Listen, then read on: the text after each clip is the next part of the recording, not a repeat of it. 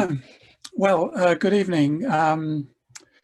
As you all know, the ocean covers 71% of Earth's surface, and we know that they play a major role for some of our largest life forms, a food source for our growing population, and as a regulator of our climate through its ability to absorb carbon dioxide and keep this carbon cycle in balance. This evening, I'm going to focus on what is on the ocean floor, especially those features called seamounts, or as I'm going to call them later, mountains in the sea, what they look like, what they're made of, and why it's important for us as a society to find them all.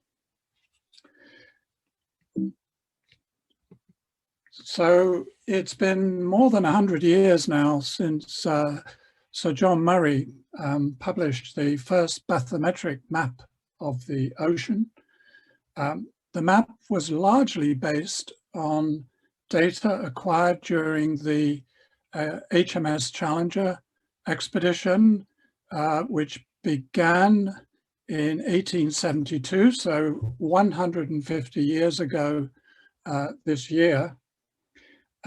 And it went on a 4-year-long circumnavigation of the world when the depth of the seafloor was measured using pre-stressed hemp rope and lead weights. Steam-driven winches helped deploy and recover the rope, and giant accumulators on the side of the vessel helped to decouple the ship from motions due to the sea. Despite taking 3 to 6 hours for each measurement, the crew of Challenger were able to obtain more than 500 soundings of the depth of the seafloor. And Murray's map shows quite strikingly a rise in the center of the Atlantic, which is flanked by what he called the deeps. Profiles, however, show that apart from islands such as the Azores, here you see a profile from New York to Lisbon, the seafloor was rather featureless, very smooth, featureless, and this view persisted for the next 25 years or so. The change came with a technological advance called the continuous echo sounder. And this comprised of a hull-mounted magnetostriction or piezoelectric transducer that generated a high-frequency vibration in the water column and was reflected back from surfaces within and at the bottom of the water column. Sund, for example, in 1935, described a British-made device that was used to image fish stock off the coast of Norway. But quite accidentally, he showed that not only could it image the depth of spawning cod, but it could also, through a reflection from the base of the water column, image the seafloor, and through multiples, in other words, vibrations that went down, reflected, and then back up the base of the ship and back up again, even recording a multiple, a repeat of the echo sound of the reflection that's coming from the seafloor. The new technology had a major impact during the following World War II, although not always as a navigation aid. Harry Hess, for example, who was a Princeton academic, was seconded by the US Navy for the war effort and put in command of troop ships that were carrying military hardware and personnel across the Pacific, mainly between Hawaii and Guam. And the ship, the USS Cape Johnson, was equipped with an echo sounder, primarily as an aid to navigating shallow water harbors. But the story goes that Hess, being a true academic, used to sneak down to the hull of the vessel while the ship was in transit and switch on the echo sounder. His discoveries, published almost immediately after the end of the war, included 160 flat-top mountains, more than 2 kilometers high above the surrounding depth of the seafloor. Hess interpreted them as ancient islands. In fact, he thought they were Precambrian in age, that had once been at sea level, had been wave trimmed, and had subsequently subsided. Hess's results inspired a number of painters at the time, and one in particular who was a sci-fi painter, Chelsea Bonestell, painted this image of what the seafloor would look like if the ocean had been drained. And a certain amount of creativity, but it probably represented quite well Hess's discoveries. So a rapid increase in the number of research expeditions after the war, often using equipment that was used during the war, and together with the launch of satellite radar altimeters a decade later, has allowed us to greatly improve on John Murray's original map. We see the rises, for example, in the Atlantic and the deeps that were mapped by Murray. We now call these features ridges and abyssal plains. We also see the very great deeps, again, that Murray had on his map, which we now call trenches. And ridges and trenches are now part of a critical part of plate tectonics, which views that the outer layers of the Earth as comprising of several rigid plates that are in motion with respect to each other. Ridges, of course, are where plates are created, and trenches are where plates are destroyed. But I want to draw your attention to those features on the seafloor, for example, in this region, which are in between where the ridges are and the trenches are.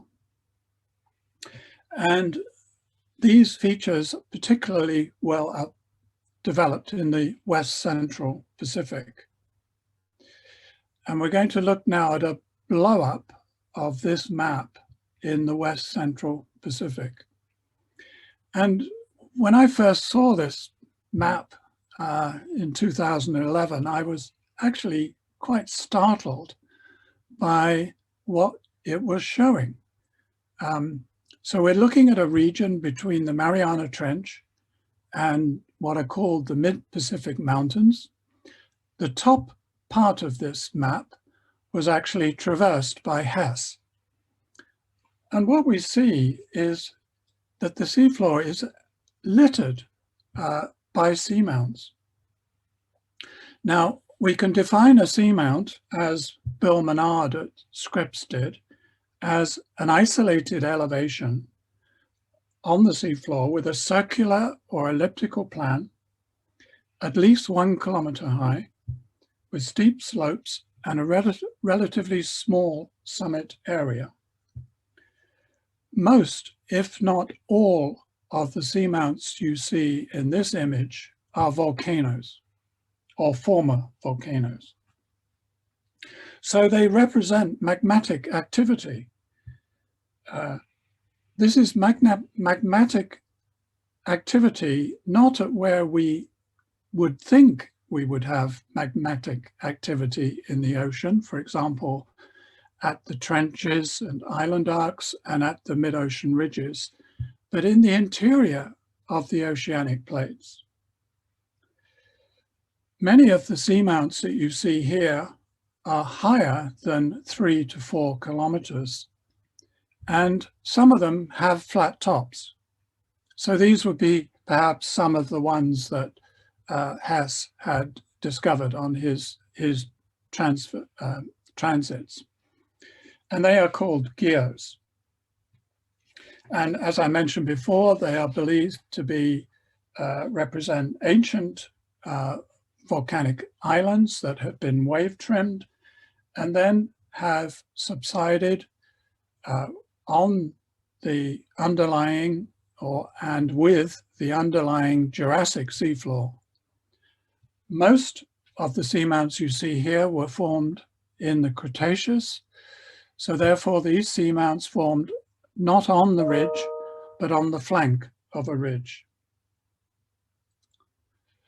And this image surprised me so much, in fact, that I thought I'd better show a ship track with bathymetry measured with a continuous echo sounder just to prove that these features were real. And here you see a track of a research ship called the Vima, 1976 from Hakodate in Japan to Guam in the United States. And you can see they're a little bit like drawing pins sticking up from the base of the seafloor. And many, if not all of these seamounts will, with continuous plate motions, be drawn into the trench, in this case, the Mariana Trench, and will be integrated into the subduction process. Now, a few years ago, I embarked with a graduate student, John Hillier, on a project to use all the existing ship track data, and I think altogether there are about 5,000, 5,000 to 6,000 individual research cruises with onboard continuous echo sounders. And our aim was to try and find all the seamounts and catalogue their location and size. We found 6,000 seamounts, 6,149, for example, that were higher than 1,500 meters above the surrounding seafloor. And just as a yardstick, I've included here the height of Ben Nevis, which is 1,345 meters. Its prominence, meaning the height it stands above the surroundings, is 1,345 meters. So there are 6,149 seamounts, and here is the distribution that are higher than Ben Nevis. If we take the height of Ben Nevis, the ray, and look for seamounts between 1,000 and 1,500 meters prominence, then we have an additional 8,400 seamounts, and these are in green. And finally, if we just take seamounts are a little, not quite as high as Ben Nevis, 750 meters to 1,000 meters, still very large structures, we have 10,500 of them.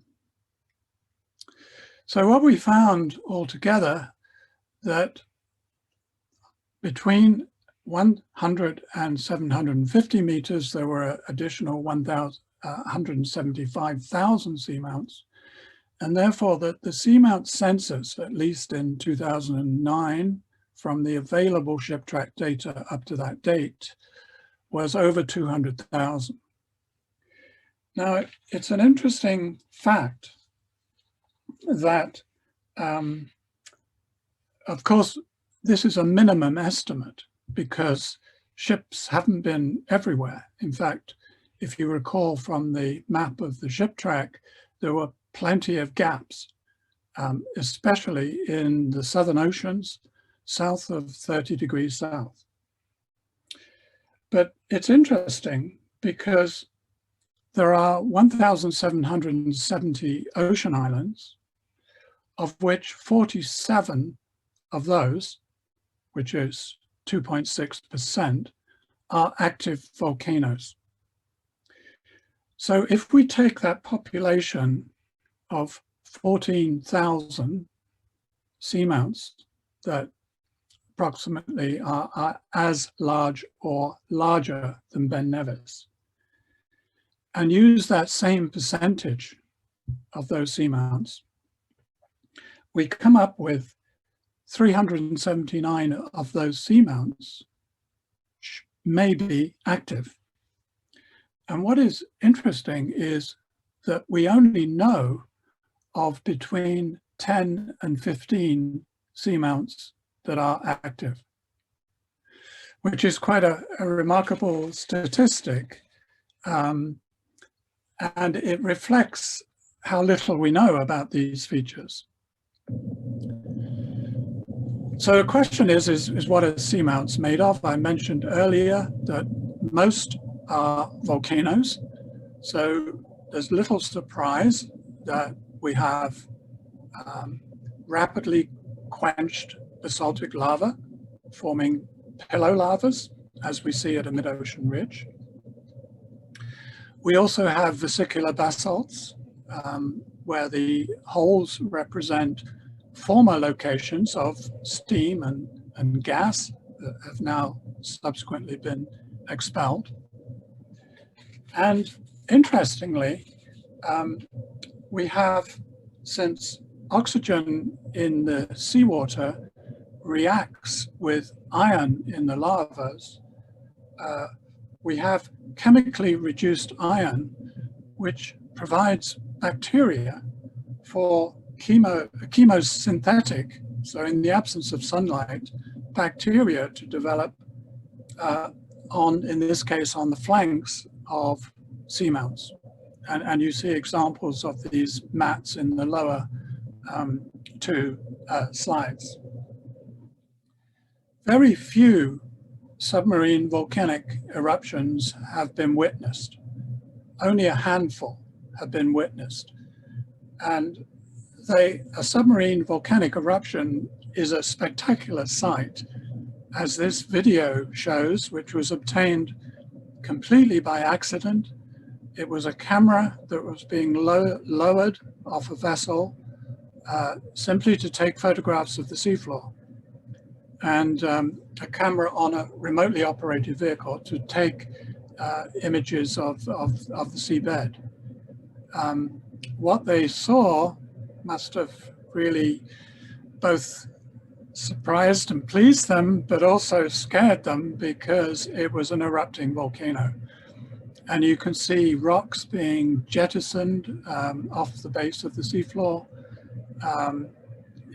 associated with this eruption, and steam and sulfurous clouds of gas, in this example, from 550 meters below sea level in the Mariana Islands. So what do we know about the structure of seamounts and their neighboring features, oceanic islands? And here is an example of a deep seismic reflection profile around the perimeter of Tenerife in the Canary Islands. And it shows that these are huge structures, because the buried edge of the Tenerife volcanoes can be imaged seismically. And approximately, we're looking at a structure here which is more than 9 kilometers in elevation above the surrounding depth of the top of the oceanic crust. And this doesn't even include the height of Tenerife above sea level. So we have a very large, essentially, base on which the volcano has been constructed.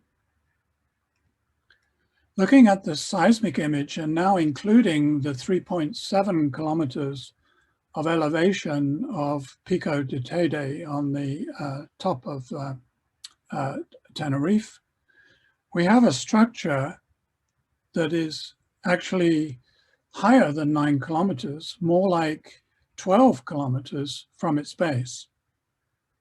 And the feature is so large, so heavy, that it actually has bent the crust below it downwards due to its great weight. It's also created thrust faults on its edges as it's trying to accommodate itself in the flexed down piece of the crust.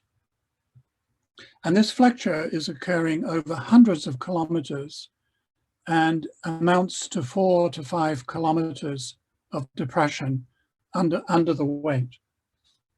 So a very large structure, much taller, quite a bit taller than the height of Everest, has been formed here. So how do ocean islands and seamounts form?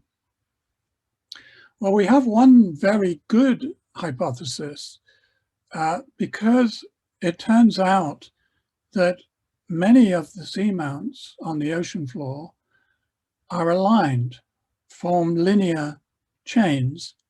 And you see this rather well in the Pacific. For example, the Hawaiian Ridge, Marquesas Ridge, although there is a fairly substantial gap in it. Easter Island is one end of a seamount chain.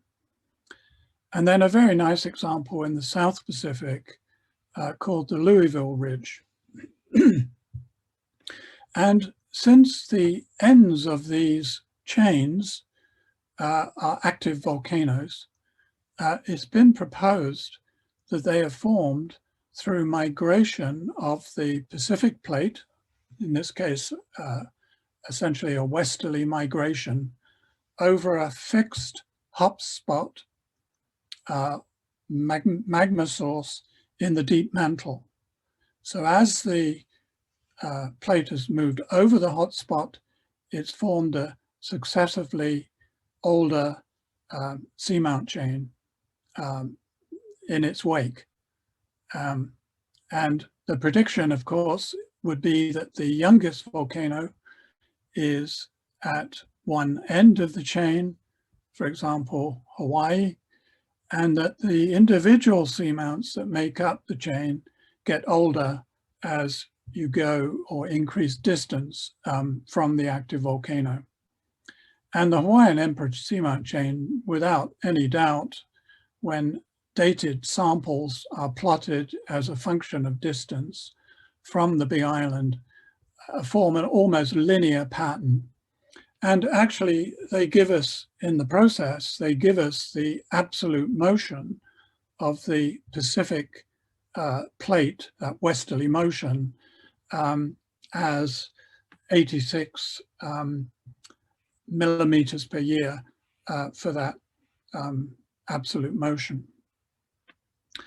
And it turns out that the Louisville Ridge, although we don't have a Hawaii at one end of it, in fact, it's only recently been discovered where the hotspot, the active hotspot, actually is for Louisville. But age dating on the top end of Louisville give dates that are identical to the top end of the Hawaiian Emperor seamount chain. And you might notice that the Hawaiian Emperor seamount chain has a distinct bend in it, and this occurs at about 50 million years, about here in the plot of age against distance. And that therefore we have an additional chain which takes on a different direction of motion.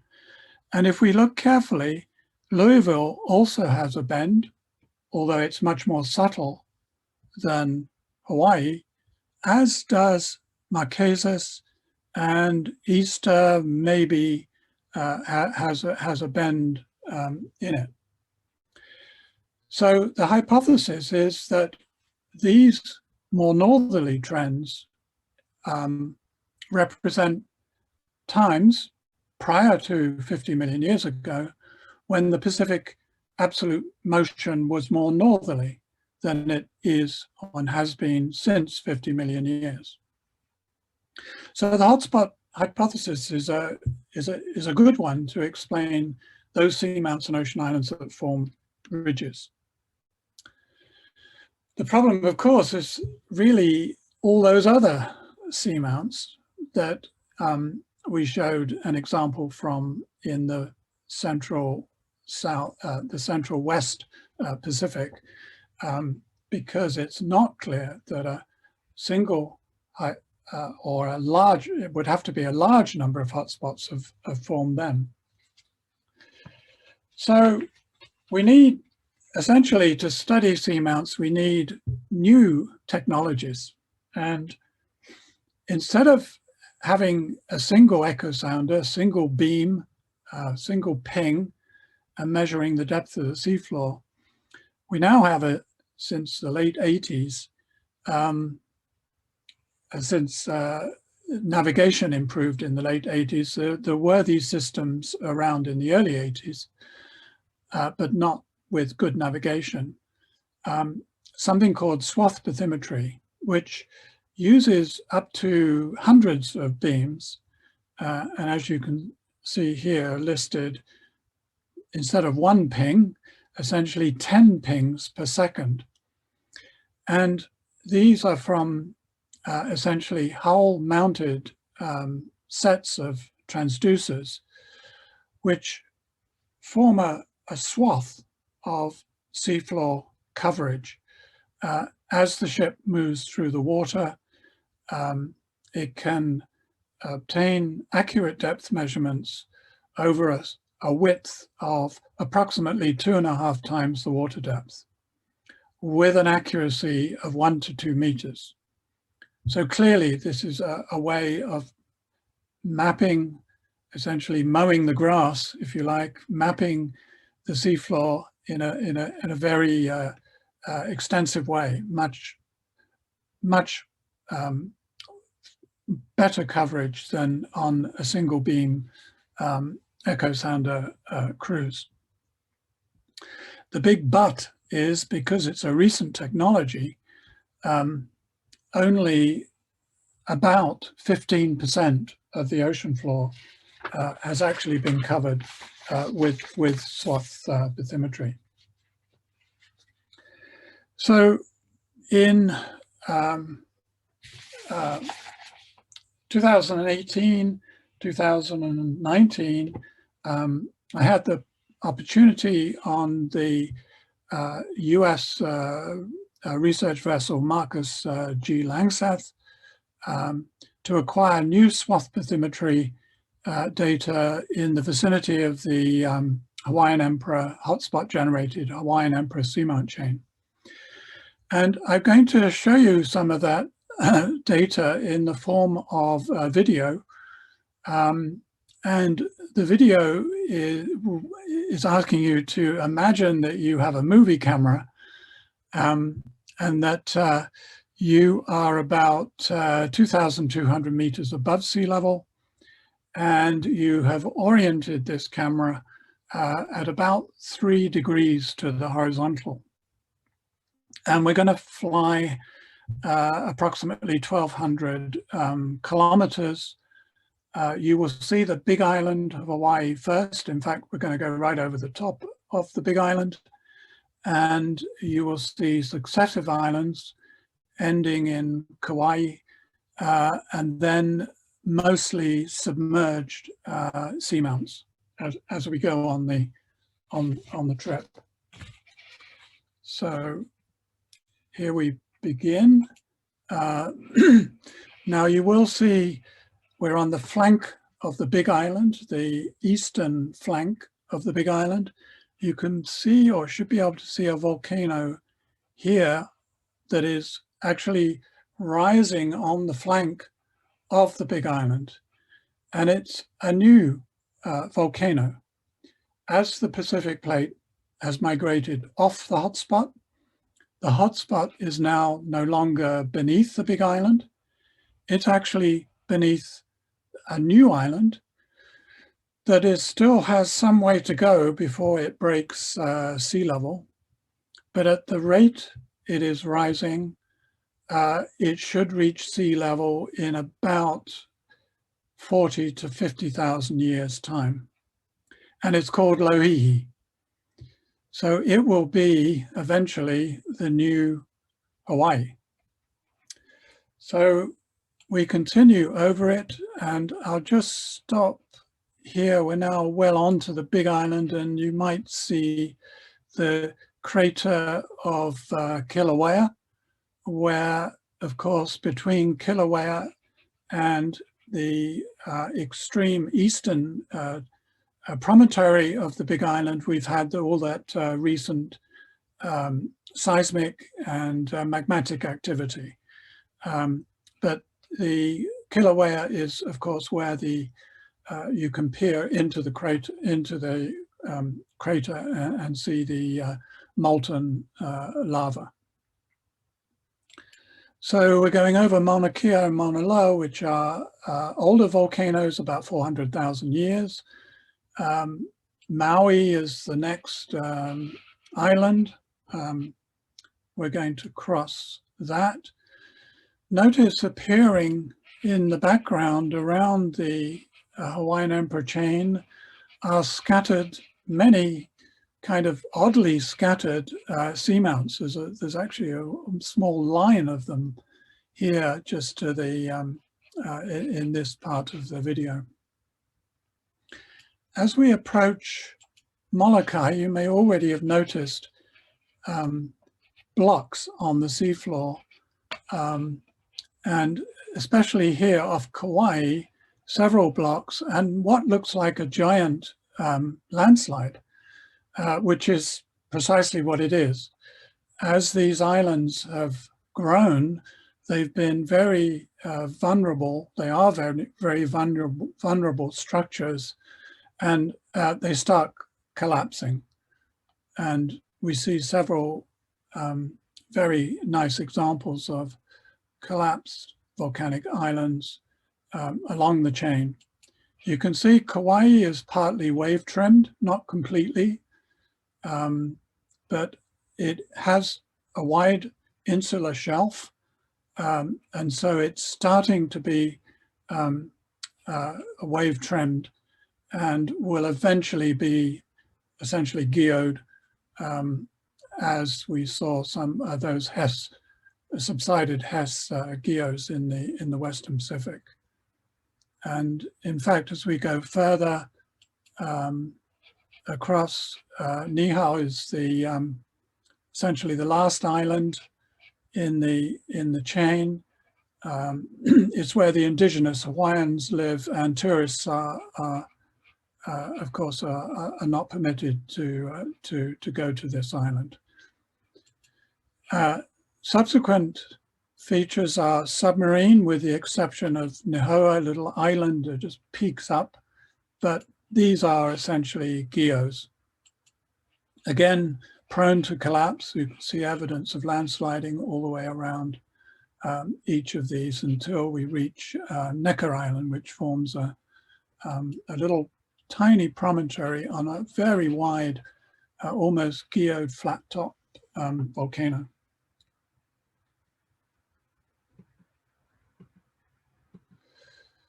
So I'll just finish the video. So we've done our 1,200 miles. Okay. And now I'm just going to focus on that area around Molokai, and we're just going to go on a circular tour.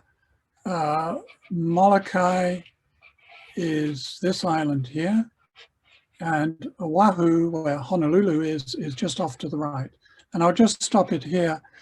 And you can see that essentially Molokai, the north flank of Molokai, has collapsed and is actually now being carried downslope and forms these huge blocks on the seafloor, kilometers in size, a very large block down here over the seafloor.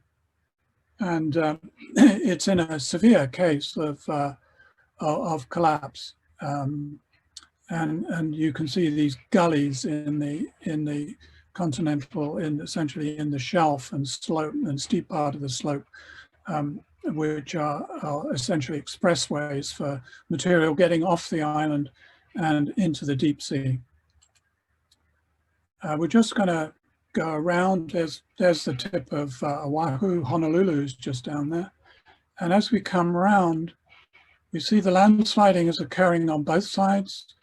All that's left of Molokai is just an elongate ridge almost. And notice these features here. These are submarine terraces. So these are former stages of sea level. So the islands, despite having magmatic material added to them, increasing their size and elevation, are in a state of subsidence. So they are bending the crust down and subsiding down with it. And these terraces are marking the former positions of sea level over the last few hundreds of thousands of years. We see rather nice examples that can be correlated over quite long distances here as we circle around. So a good question in terms of the seamounts, which of course subsided below sea level, how active are these features? And I'm sure that you have all heard of the recent eruption in the Tonga Islands, in the vicinity of Hanga-Haiape Island, which got a very large press because of the damage it did to populations on the island, and also, importantly, the tsunami. But actually, there was a equally active period of activity 13 years ago in the vicinity of Hanga-Haiape, almost in the exact location of the current eruption. And we're very fortunate to have these images because they come from two fishermen who were on a small boat peacefully fishing away in this part of the splendid part of the Southwest Pacific. And suddenly this came out of the sea. It's black because it's rock. Fortunately, they didn't immediately rush away, panic. They took these images, which you will see shortly here. So quite a remarkable sight. Rock being jettisoned, and in in this image here, you can see the sort of parabolic trajectory of these rocks. Fortunately, the fishing boat was sufficiently far away that it only got small fragments of rock. And the eruption in March 2009 generated a huge plume of rock debris, eventually steam and gas, rising so high into the atmosphere that it shut down all the New Zealand and Australian airlines for some considerable time before it was dispersed. So there's no question that this one came out of the sea. It didn't form an island or contribute to part of an island as the recent eruption has done. It simply stayed below sea level.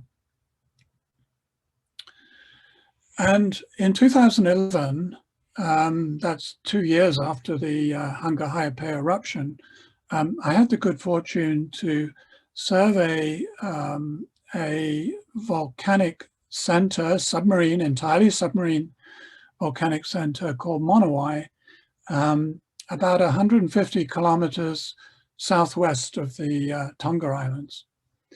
And you can see on this video of the swath bathymetry that we collected on, in this case, a German ship called the Sonne, that the volcanic center comprises of a very large stratovolcano, a cone, which you can see here, and then to its northwest, a quite remarkable caldera. In fact, probably one of the largest calderas that have been seen on the seafloor, about 12 to 15 kilometers across.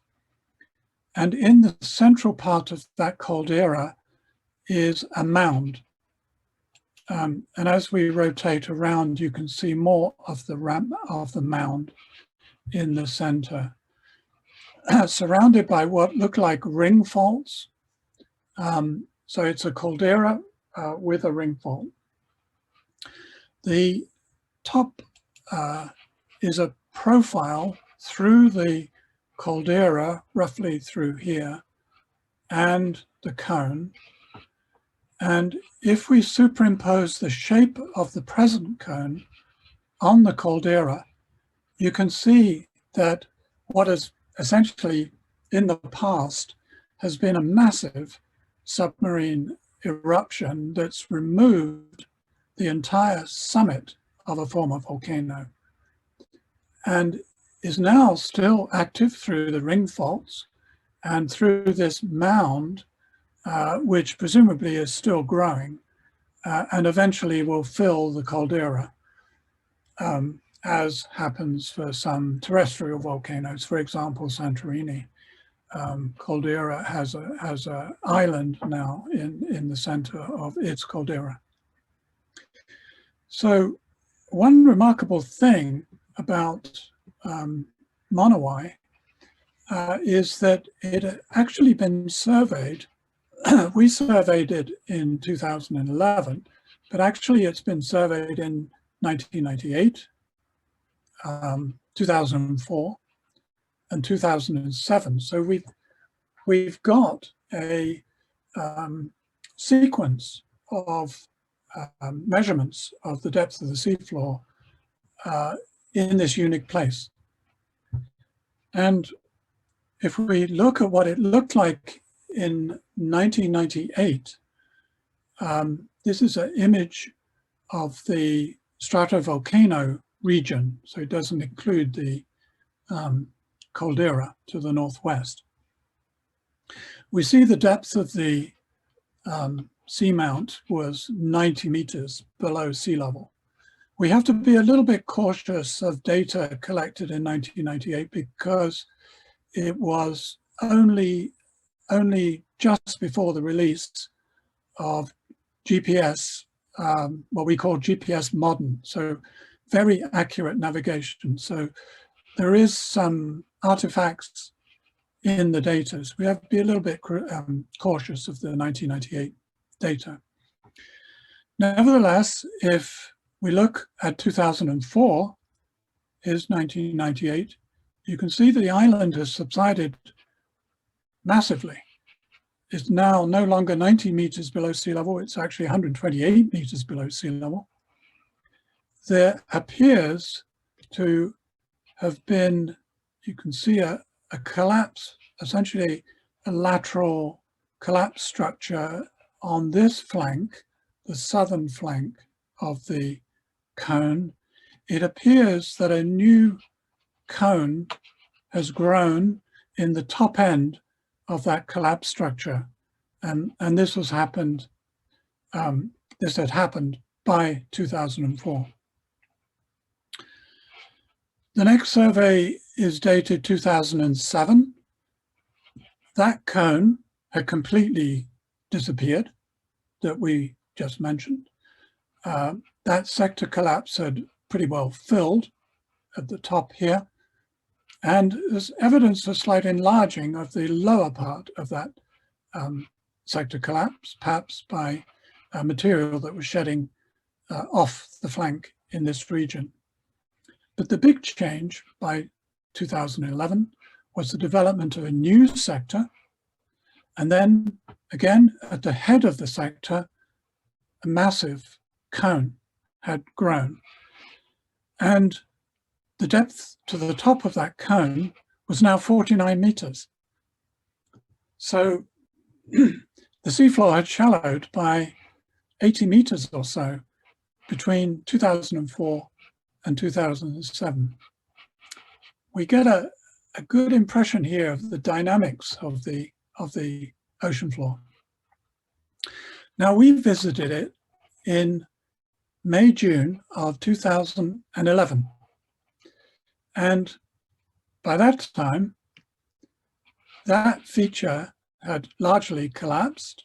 That sector collapse had largely filled.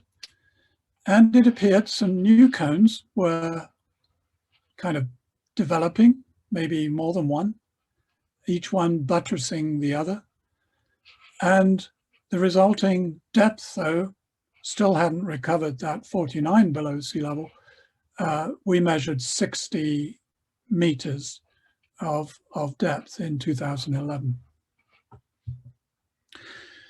Now, what was interesting about the 2011 survey is that we surveyed the feature twice. So we weren't content with one survey on May the 14th. Here is the cone.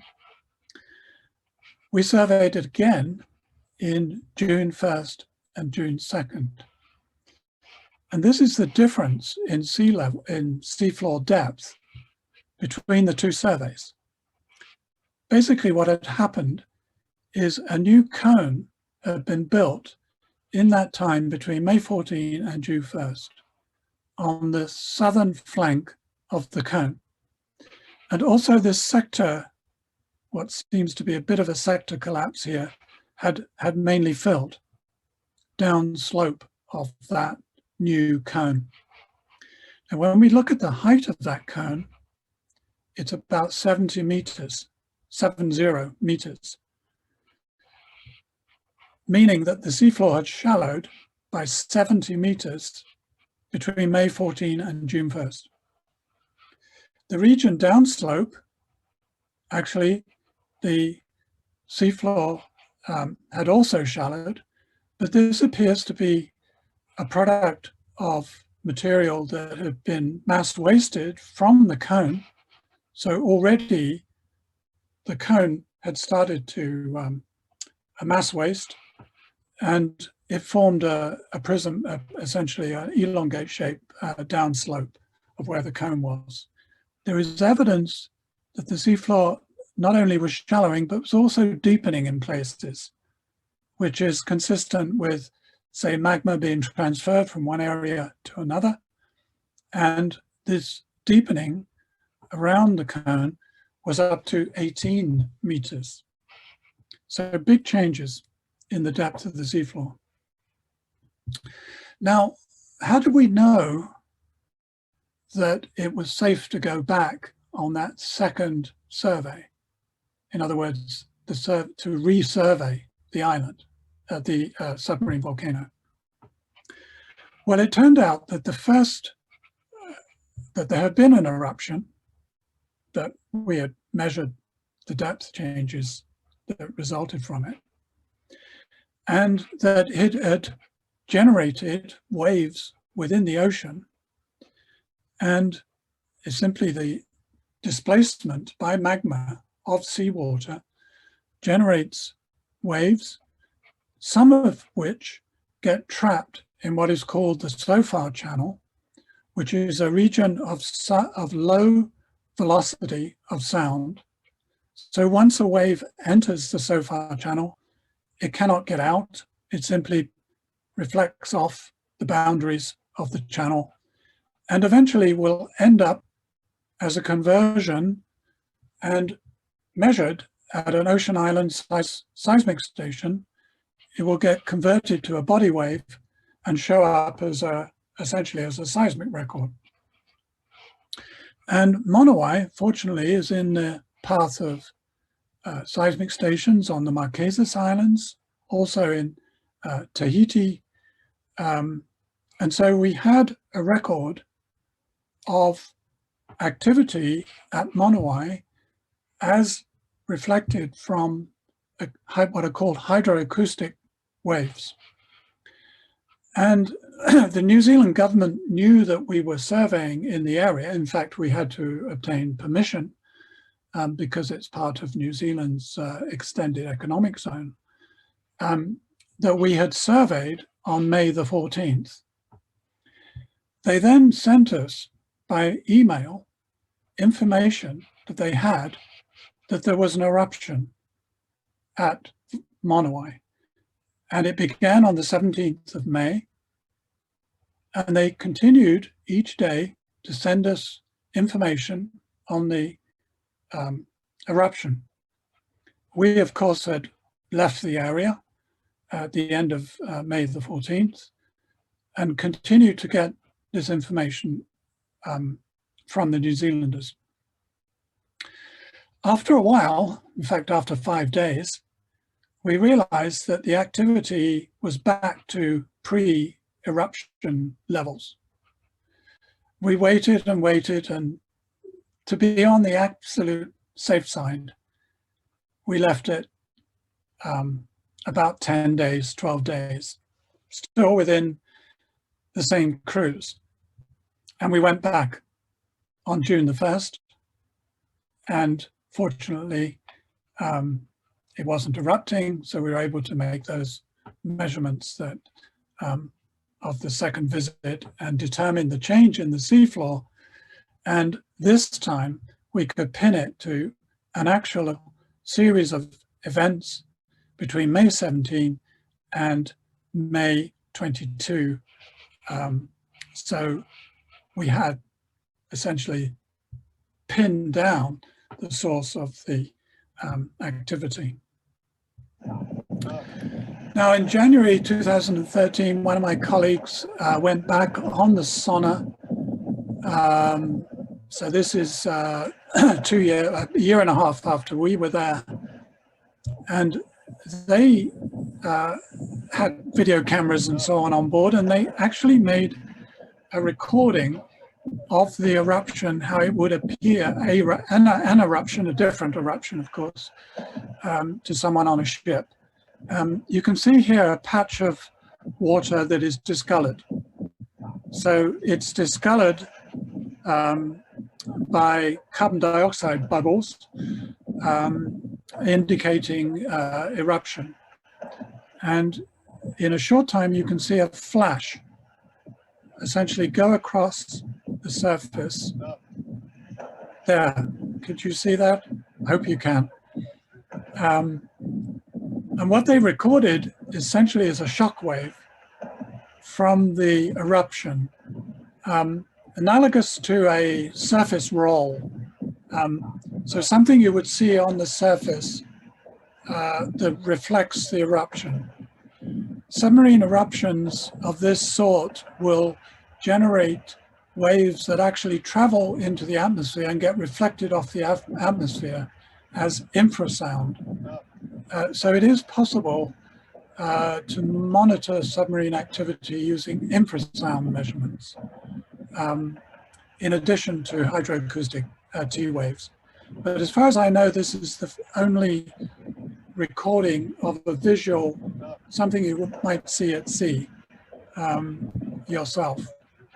Of course, you've got to be extremely cautious when you see discolored water, like the ship here at the Zona was very close and probably went through some of the discolored water.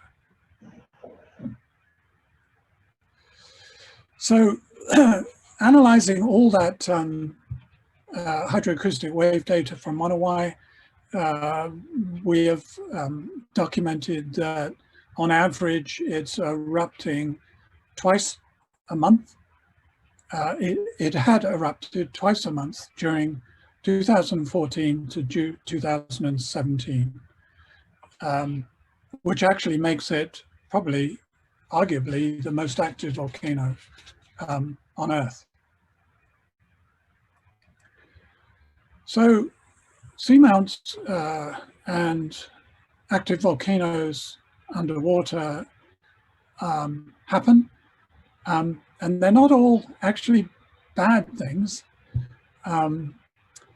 We have evidence from the southern Peru earthquake of 2001, which was the largest, magnitude 8.4, the largest earthquake for 40 years.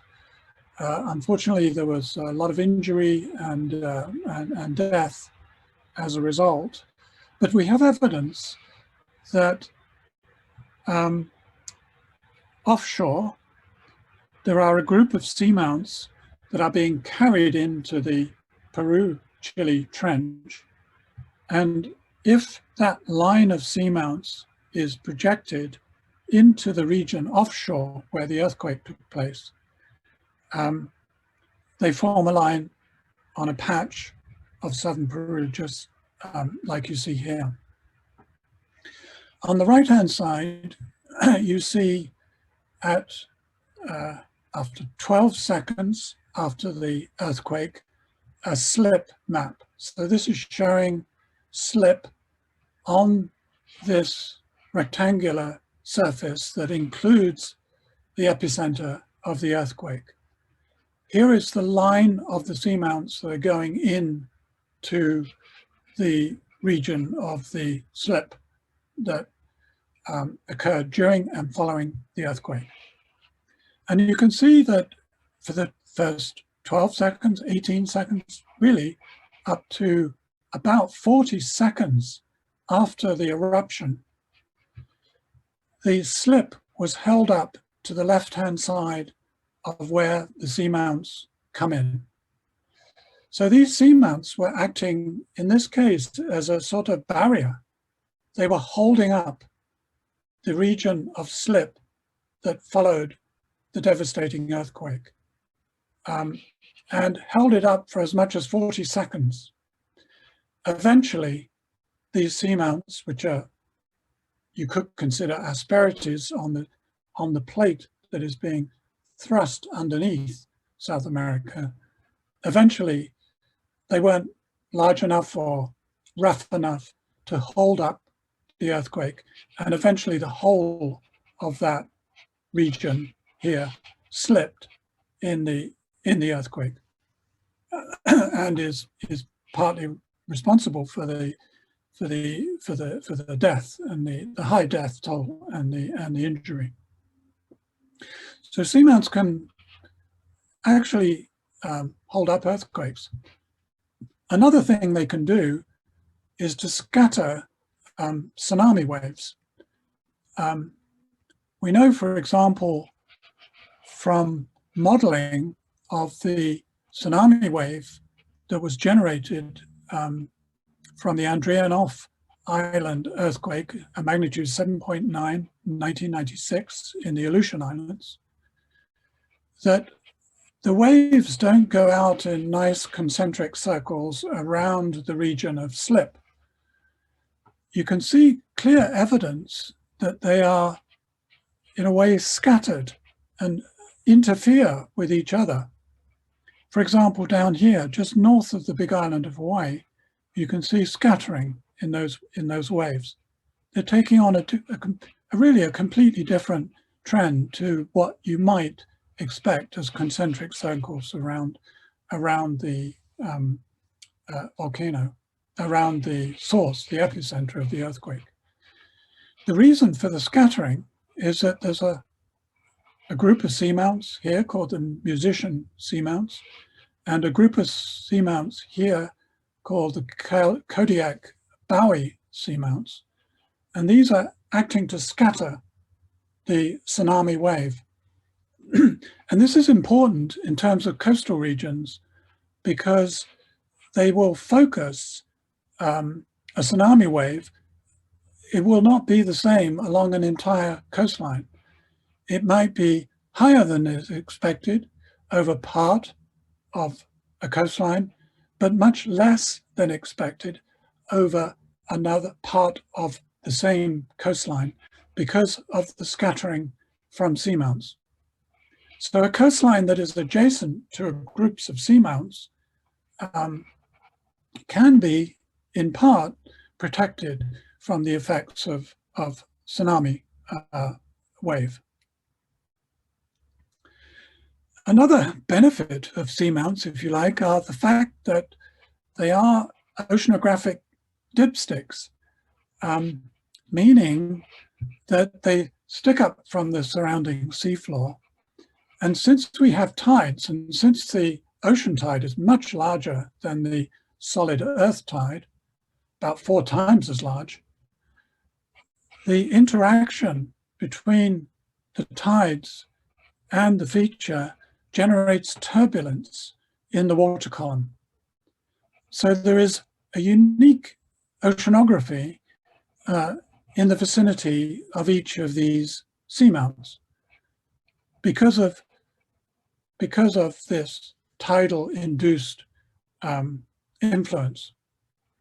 And what this turbulence does is to agitate the side of the seamount, bring up that bacteria from those microbial mats, and serve as focusing nutrients on or in the vicinity of the summit of a seamount.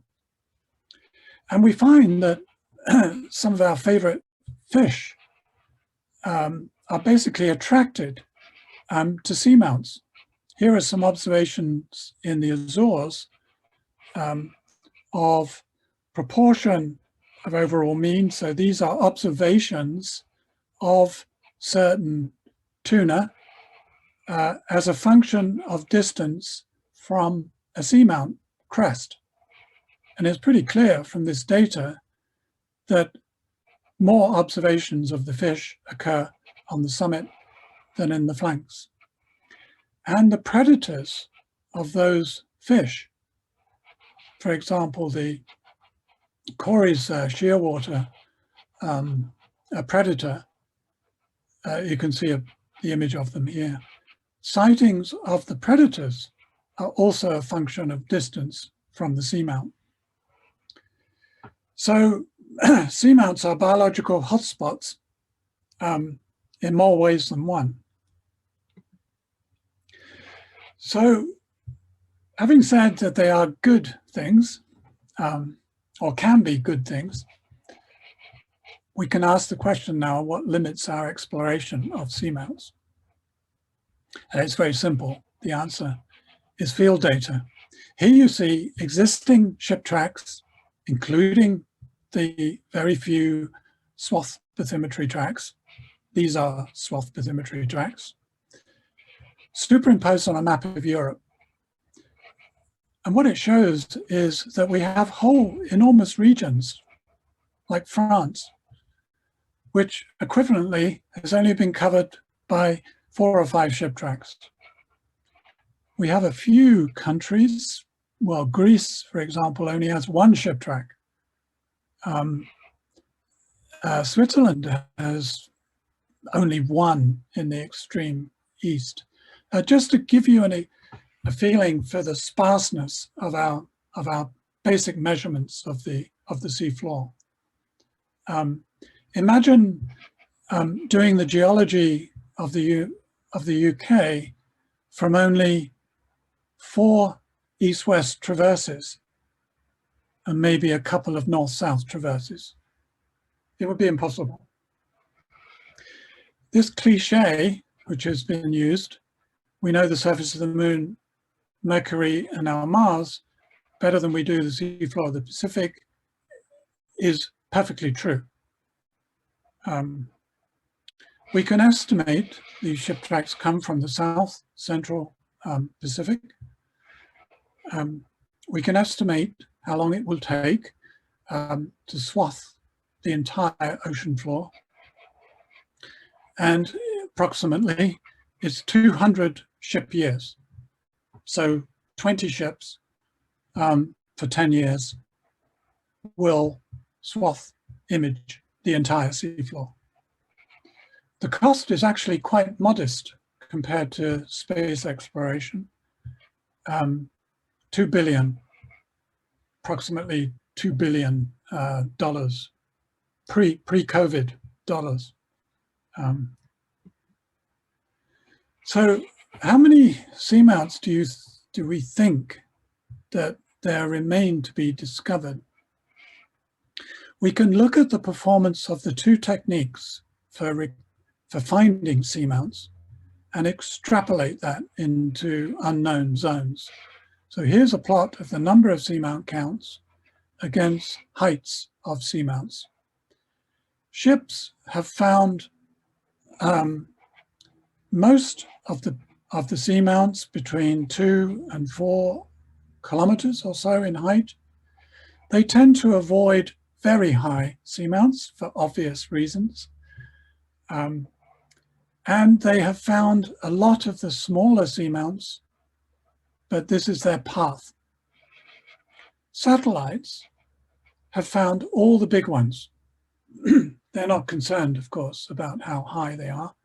They've found all the big ones, but very few of the small ones because of limitation in the footprint of the satellite radar altimeter on the surface of the ocean and the sea state of the ocean affects the footprint. But we can extrapolate the path of the satellite altimetry into this region here. We know the ships haven't got all this data because there's simply too many holes, not enough research cruises. And we can estimate how many there are in this brown region. We could even estimate how many there are in this green region. In the brown region, we're talking about maybe 30,000 seamounts, quite large, between 1 and 1.5 kilometers high. And then in the green region, numerous, hundreds of thousands, maybe 1 million, that are less than 1 kilometer in height, between 100 meters and 1 kilometer in height. So we have a big challenge to find all these seamounts. Why should we act now? I think there's a lesson here. On January the 8th, 2005, a nuclear-powered attack submarine crashed into a 2-kilometer high, uncharted seamount. This is an image of the submarine. It was in a harbor. It was only discovered 4 months after the actual crash by a New York Times reporter. And I guess it had been windy or something, and the tarpaulin that covered the damaged area had blown off. And you get an idea of the damage, fortunately contained within compartments that occurred at this in this submarine. It crashed en route between Guam and Brisbane. So it traversed that area where we had all those geos and seamounts that I showed you at the beginning of the talk. Unfortunately, 1 sailor was killed and 115 injured, serious injuries, as you can imagine, on a submarine.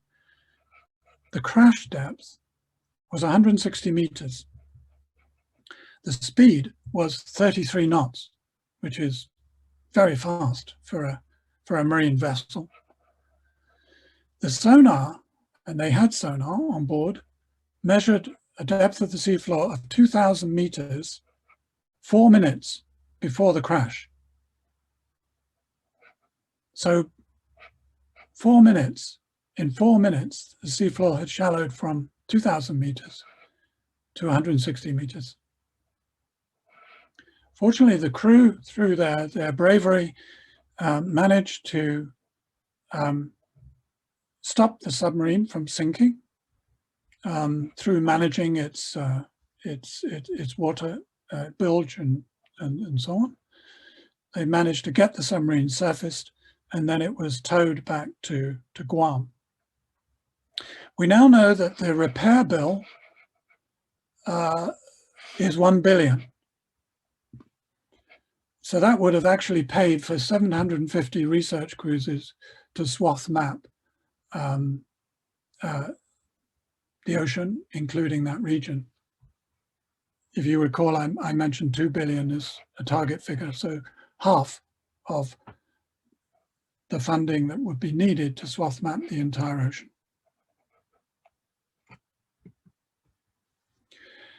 A little bit of detail, and then I'll close, about what actually happened on that submarine. And this is a little bit that we have been able to glean from academic sources, so not complete sources. And I've titled it as The Captain's Dilemma. Here is the ship track of the submarine that were given to the commander, the captain, by the military. And normally with submarine operations, you are given the ship track and you are commanded to follow that ship track. The captain plotted the ship track on a map that he happened to have on board. It was a chart made in 1989, so not that old compared to when the voyage was undertaken. And he noticed that the track went over a report of discolored water. Now you recall my saying that discolored water is an absolute no-no and is a problem. He had to make a decision. Did he disobey orders and go around the discolored water? You could go either to the north or to the south, or should he carry on and go through the discolored water? Well, he made a decision, disobey orders and go around the discolored water to the north. And the crash site was here, 3 nautical miles to the north of where the discolored water was reported. It turned out that that discolored water was reported by a Japanese fishing vessel in 1963. 1963, we had no satellite navigation. It was primarily based on celestial measurements and dead reckoning. So there was a chance that that discolored water was misplotted because of bad navigation. And this indeed was the case. And the captain, by changing course, which you could say was the correct decision, unfortunately went into where the discolored water was actually, which was 3 nautical miles to the north, on a feature we now can image from satellite altimetry. This is a gravity field image, shows this elongate ridge-like seamount where the crash site was. So it was a location error in the discolored water. And the captain had disobeyed orders and was essentially taken to court and lost his command as a result. So in summary, what do we need? Well, we need more swath bathymetry data in particular, but I would argue that we'd also need deep seismic to understand the structure of these features, their composition. Clearly, they contain important, probably base metals, so they might be in the future important for mineral resources. We need more satellite measurements over them. We need to find the remaining seamounts and understand their role as oceanographic dipsticks, biological hotspots, and tsunami wave scatterers. And we need to protect and manage seamounts and their resources. And this image, or these pair of images here, shows images of the seafloor on two seamounts just to the northeast of New Zealand. And many of them, of course, have coral reefs. The ones that have subsided a lot have deep water corals, which take tens of years to grow.